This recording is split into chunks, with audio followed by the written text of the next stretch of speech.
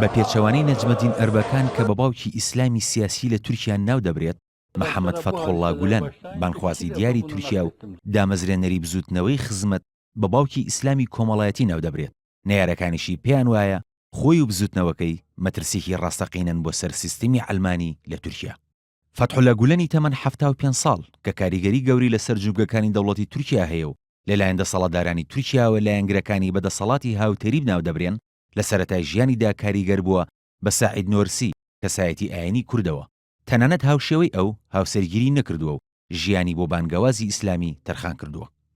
لە سەرەتای ساڵی 1970دا گولەن کرۆکی گروپی خزمەتی لە شاری ئیزمیر دامەزراند. دواتریش بۆ بزوتنەوەیکی بەهێز لە ناو و دەروی تورکیا. گروپەکەش بیرێکی سۆفیگەرانە و کۆمەڵایەتی هەیە و لەگەڵ ڕۆژاواژدا کراوەیە.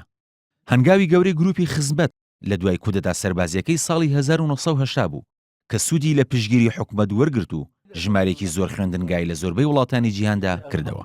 دەسەڵاتدارانی تورکیاش لەو کاتەدا فەتحوڵڵا گولەنیان بە جێگرەوەیەک بۆ ئیسلامی سیاسی دەبینی، بەڵام زۆری نەخایاند بە هەڕەشە بۆ سەرسیستمی ئەلمانی و هەوڵی پێکهێنانی دەسەڵاتێکی ئیسلامی لە تورکیا تۆمەتبار کرا.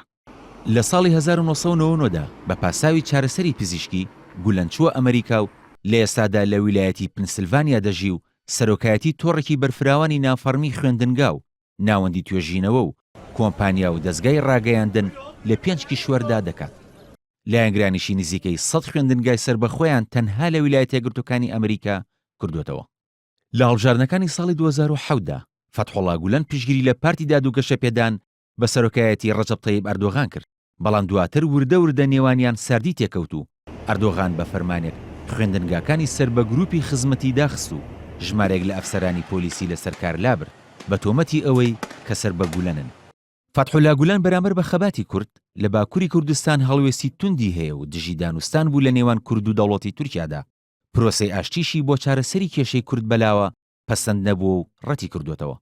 هەژمونی گروپ و لایەنگرانی گولەن لە نێو دامەزراوەکانی حکوومەتی تورکیادا وەک دەوڵەت لە ناو دەوڵەتدا ناو دەبرێت، بەتایبەت کە بە ناو هێزەکانی پۆلیس و دەسەڵاتی دادوەریدا بڵاو بوونەتەوە و خۆیان جێگیر کردووە.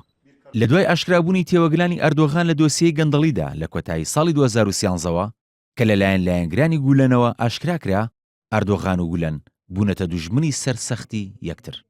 لە 30 ئازاری ساڵی 2014دا پاسپۆرتە تورکیەکەی فەتحوڵڵا گولەن لەلایەن حکوومەتەوە پوشڵ کرایەوە.